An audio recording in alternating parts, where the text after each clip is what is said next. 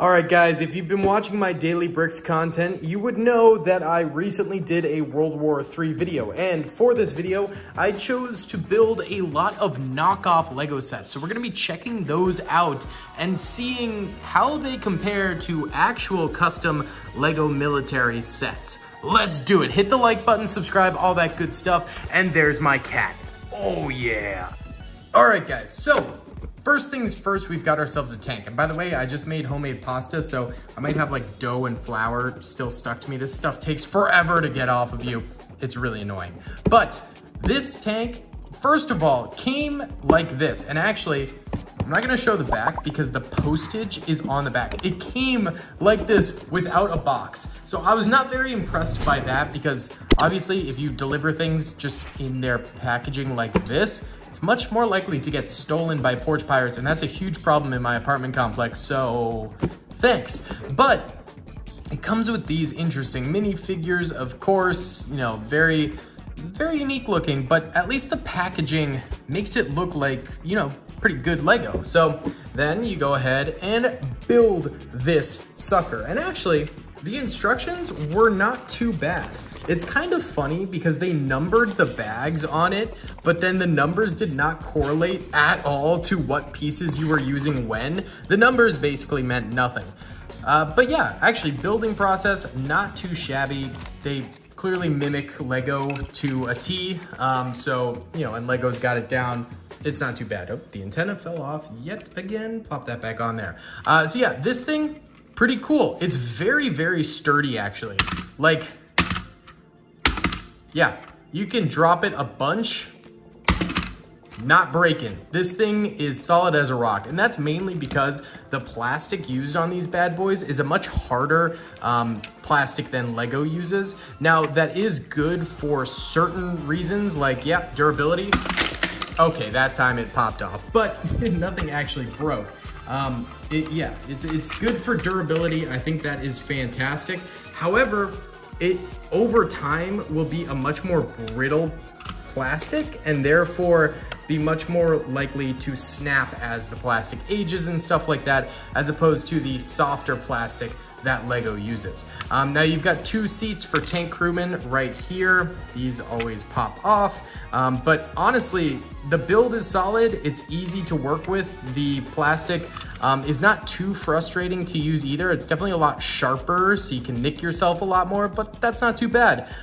They've got stickers on it, but the stickers look pretty good, and there's not too many that it becomes like super frustrating. These side panels sort of flip up to, you know, you flip them down to protect the tracks. You can flip them up to perform maintenance on them. That's kind of cool.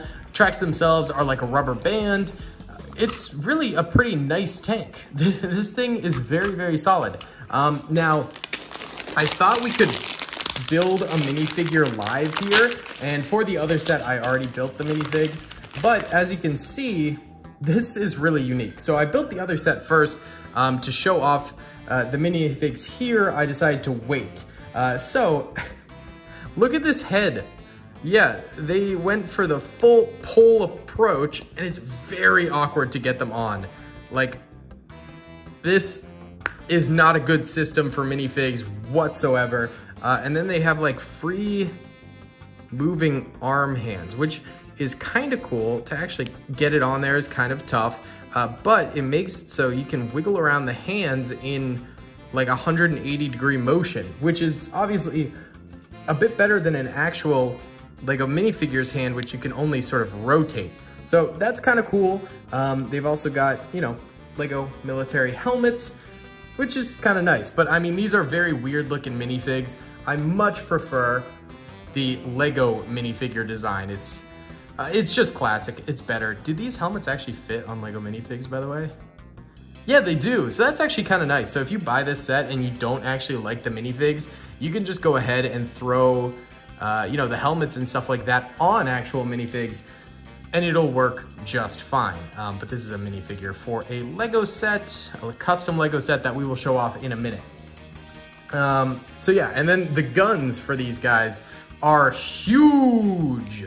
They are not proportional to their bodies at all. I mean, this is crazy big. crazy big. So I don't exactly love that aspect of it either. It's just kind of weird. I don't know why you wouldn't make them proportional to your bodies, because now you can use these on Lego minifigures, but like who's gonna wanna use this huge gun on a Lego minifigure? It's kind of silly. You've also got some backpacks that you can use on Lego minifigs too. Again, they just attach like normal Lego backpacks. So that is basically vehicle number 1.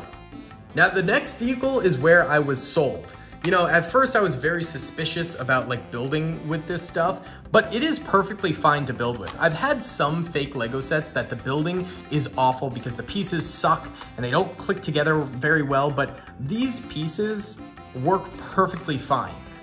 So this next one that we've got here is going to be the M38 artillery piece, which again, very nice instructions, although here's the actual build. They are not color coordinated, which makes it a little bit more confusing because this is like all tan bricks and then I was building an all green brick artillery piece. So it just didn't really make sense all the time which brick I was supposed to use because there were some tan bricks in there and some black and some gray. So not having the appropriate colors on the instructions was a little bit confusing.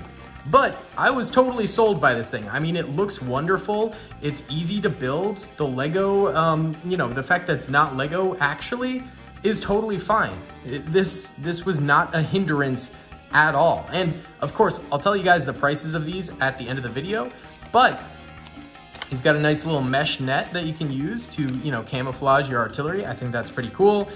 They also give you a small little bucket with some artillery shells in it, which is nice as well. And they do give you more of these minifigs. These ones actually come with the vest, although the vest just kind of wiggles around. It's not a snug fit, so that's not super cool. This guy was also missing a hand, and I was missing a couple pieces in this, so that was a little bit weird as well. But the minifigs are a-okay. These are apparently Slubbin. That's the like company, Slubbin. I've never heard of it before in my life, except for these, and you can buy them on Amazon. And I think it's actually a great alternative to Lego. So on that note, let's check out the Lego tank I have here. So this is an M1 Abrams, and I think now is actually a good time to mention the prices, because it does matter.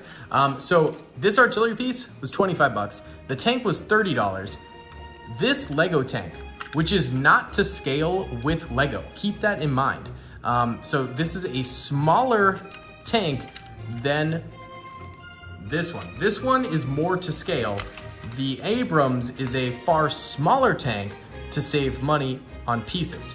So the far smaller tank made out of actual used Lego, and it comes with one Lego minifigure, $90.